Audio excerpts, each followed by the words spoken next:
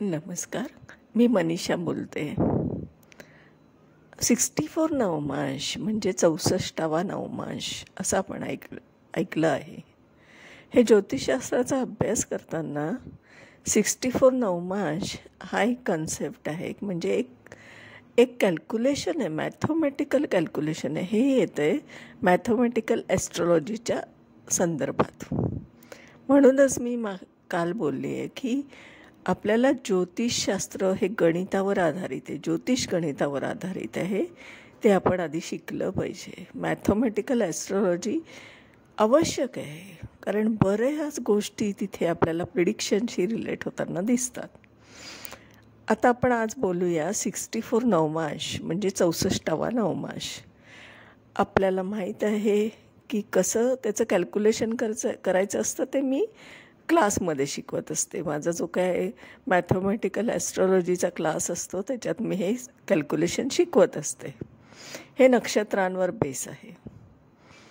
आता कसं आहे ते सांगते की हा 64 नवमाश हा लग्न ते सप्तम स्थान इथपर्यंतचा प्रवास जो आपण म्हणतो ना व्यक्त, तो आहे.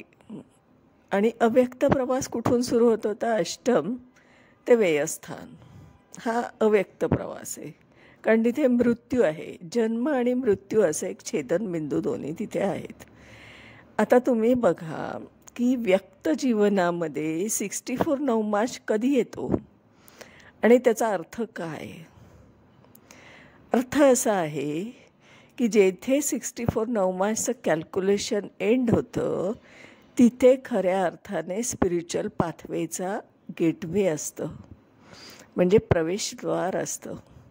तिथे मृत्यू होतो तो फिजिकल नाही, तो होतो मटेरियलिस्टिक लाईफ, जे आपल्याला हवं असतं, जे माझं मला असतं, ज्याच्यासाठी आपण उरापोटी धावत असतो जन्म झाल्यापासून ते सप्तम स्थानापर्यंत. हा जो प्रवास आहे, हा व्यक्त प्रवास आहे, हा 64 नवमाश जिथे कॅल्क्युलेट केला जातो ना, जिथे तो पॉईंट येतो ना, तिथे खरा तो गेटवे आहे, म्हणजे प्रवेशद्वार आहे स्पिरिच्युअल पाथवेवर जायचं.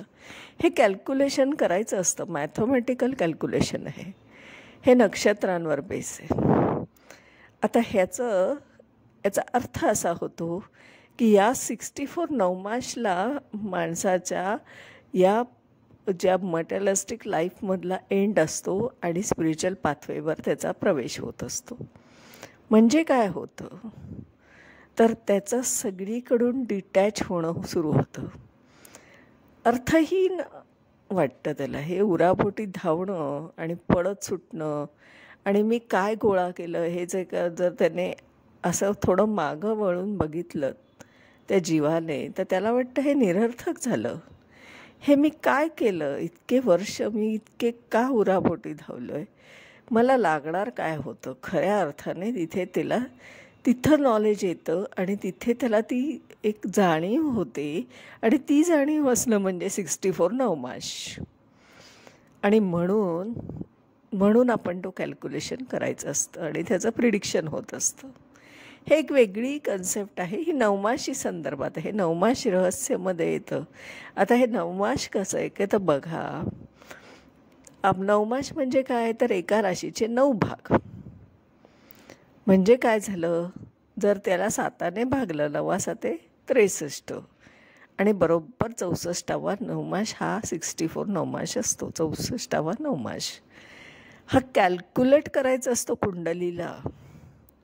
हा काही असा 30 अंशाने नसतो, 30 दुने 60 असं नाही. तो पॉईंट आहे, स्टार्टिंग पॉईंट आहे आणि एंड पॉईंट आहे व्यक्त जीवनातला.